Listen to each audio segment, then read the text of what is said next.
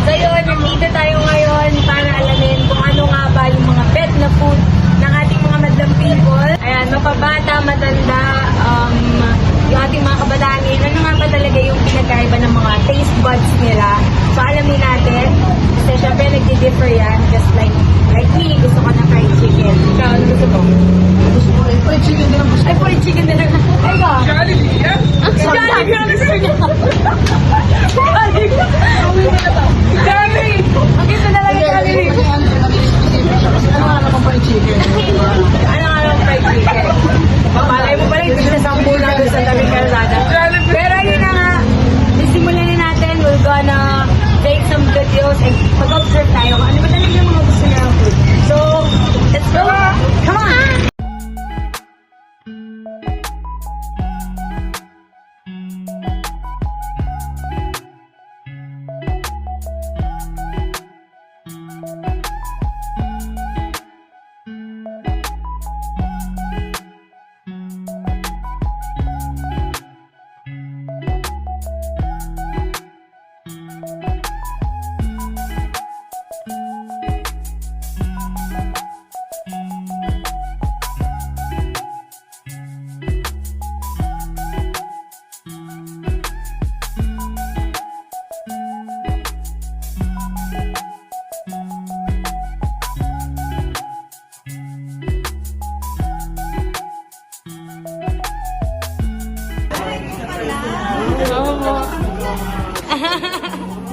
Sige po. Pwede po kayo mag-hi sa camera.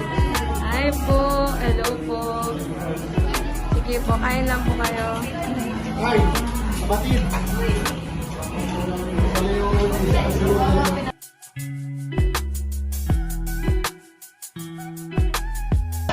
So, based po sa observation namin and sa na-interview din namin ng kahit saglit lang yung napili namin is yung minor, yung bata.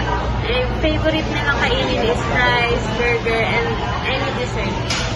So, para sa akin naman, based sa observation ko is, sa mga adults, parang more on rice meal yung mga gusto nilang kainin dito sa Jollibee. Like, example dito is yung chicken with rice, burger steak with rice. Yan, yun yung mga gusto nilang kainin.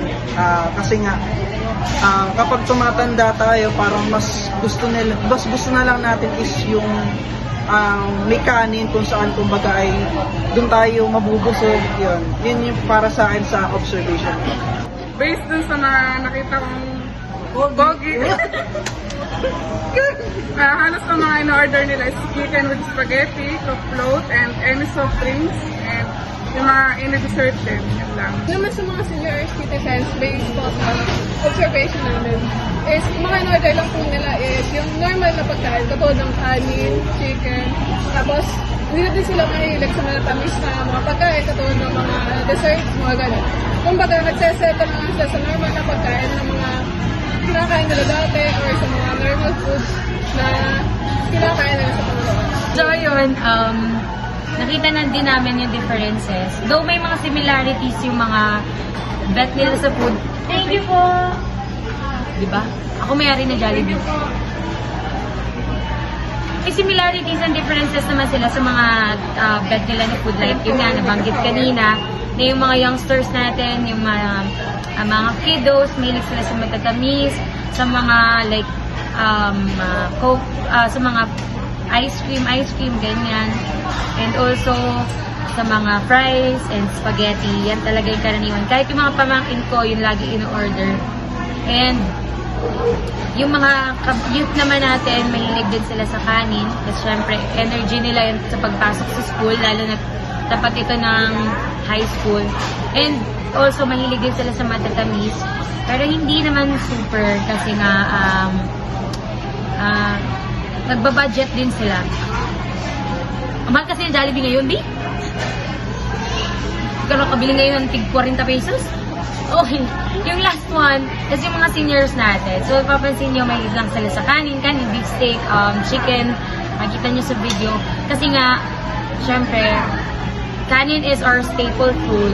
And also, nag-iingat din sila sa health nila, kaya hindi sila mahilig kumain ng mga matatamis. Doon kumakain pa rin naman sila, pero minimize lang at saka in moderation. Kasi mamaya tumaas ang sugar, di ka? Yan lang. Thank you so much for watching.